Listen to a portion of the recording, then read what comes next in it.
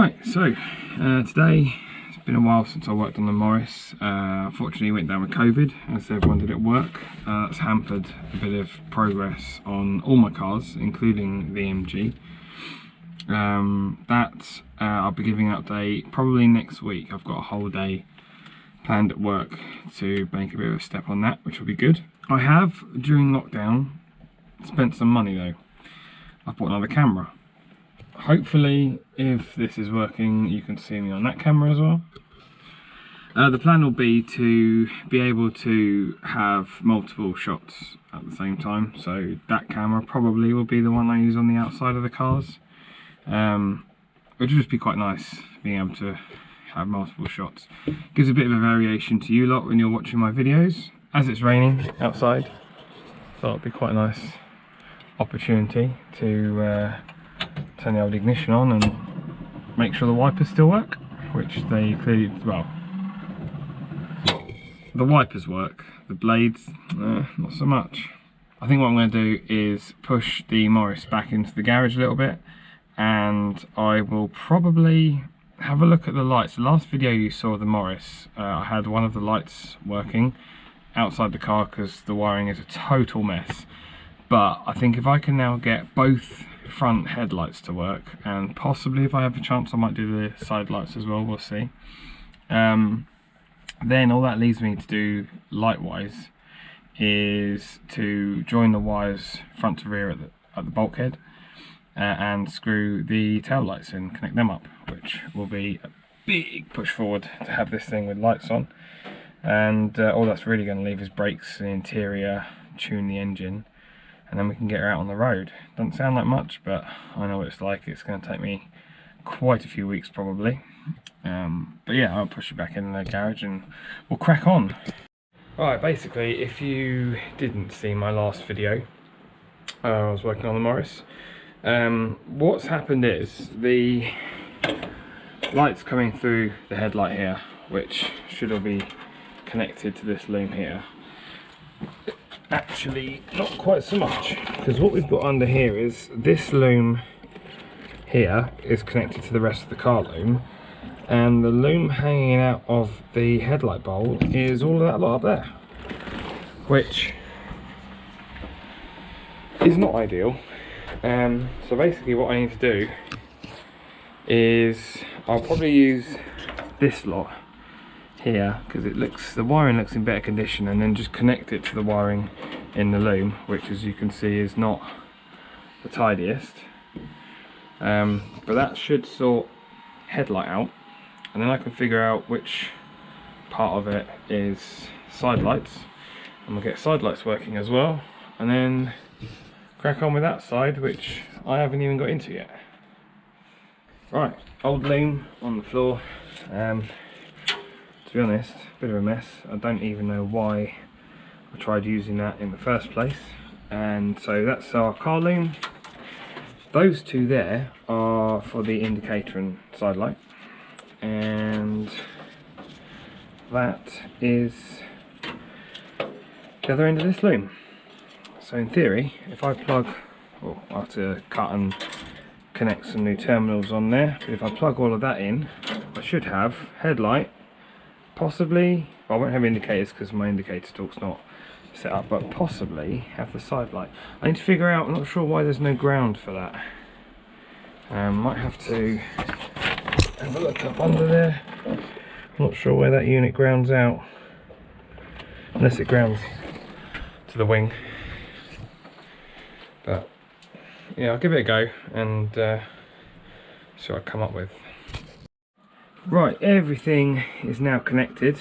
As you can see, it's a bit of a mismatch. I've got one of the original connectors, a couple of spade connectors, and I think, did I put, oh yeah, and then the red one there is just a bullet, male and female bullet connector, but they're connected. The ground wire, the black one, I have done what I did before and just hooked it up to that stud with a, I don't know what you call it actually. One's like a fork connector. So yeah, that's now ready for me to put the headlight in and try it out. Those who haven't done these headlights before, To get the sealed beam unit, or I know you can replace these with halogen headlight conversions. I have done that on the MG, and I probably will on this, because seeing how dim that light was when I got it working, yeah, it might be worth the upgrade. Or possibly LED. I've seen some crazy aftermarket ones. Tempted. Let me know what you think in the comments. But anyway, to change them, under here there is a screw. Undo the screw. It's not normally hand tight, obviously. And that chrome ring, it just sits on these little grooves on top. So put that down there, and then this cage needs to come off, which I haven't left finger loose. But there are 3 screws. One there, which magically landed in the chrome ring. One there that is already pretty loose. Thank the Lord for magnetic screwdrivers. And the final one, oh, is there? Ah, that one is actually rounded, and I remember how I got the headlight out before. This may not be too easy one-handed. That sits in there. That plug sits on there. That sits over the headlight bowl. Let's start off with this one.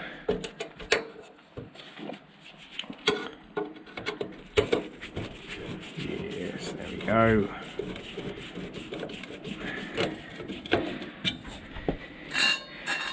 There's the other screw. You were in there. This screw actually is quite short. I wonder if this one's actually broken off. Sorry, I can't see what I'm doing. There we are.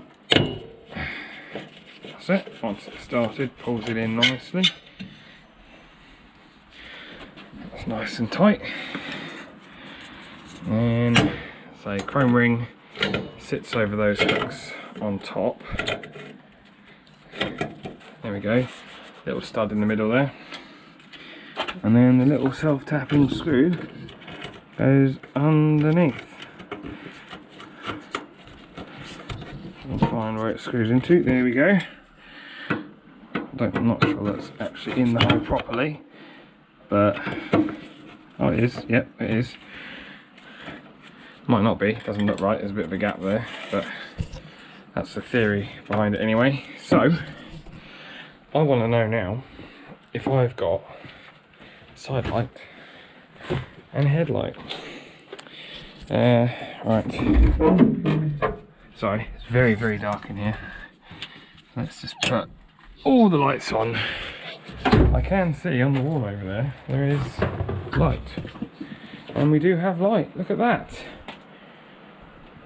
I don't know, I'm not quite sure how this one comes out. This side, sort of like on a bayonet thing, but it also feels like it's broken. So, yeah, a bit unusual it didn't have a ground wire, so I might have to look into that. But now that that light's working, let's get that one working. Right, so unfortunately, having looked a bit further into it, this headlight is, as you can see, the plug is broken. I can't find my spare headlight. I am wondering whether I may have tried it out when I tested that one in the last video, and if it wasn't working I probably would have just thrown it out. So I need to order, it gives me an excuse to buy a couple of halogen headlights. Nice little upgrade. This side light and indicator unit, someone has put a ground in for the indicator and then just fed it through the hole where the side light bulb goes. Very poor. And if I grab my light, hopefully you can see in here, there we are, that the wires coming out of the side light unit all go black. And one of them goes, there we are, goes black and then into white and then into green and white, which then goes green and white in the loom. This unit here, I'm not sure you're going to be able to see it, but it's actually broken inside. Now, earlier on, those two red wires, one was in this end, one was in that end. I've put them both in the same end so that I could have hopefully got the side light working. Obviously, with that mess down there, that's not going to happen. However, because that joiner it's not complete inside, I now have side light on passenger side, which means I've actually got side light and headlight on the same side, which is a great bit of progress. But I think I'm going to leave today's video here, only because obviously I now need to order a new side light unit and a new headlight, which means I've got to change that headlight, and I might change both side light indicator units as well, just because then they're all going to match. So I'm going to go and order that lot now. That'll probably be a job for next weekend. But yeah, thank you for watching. As always, please do subscribe and like the video, and I'll catch you next time.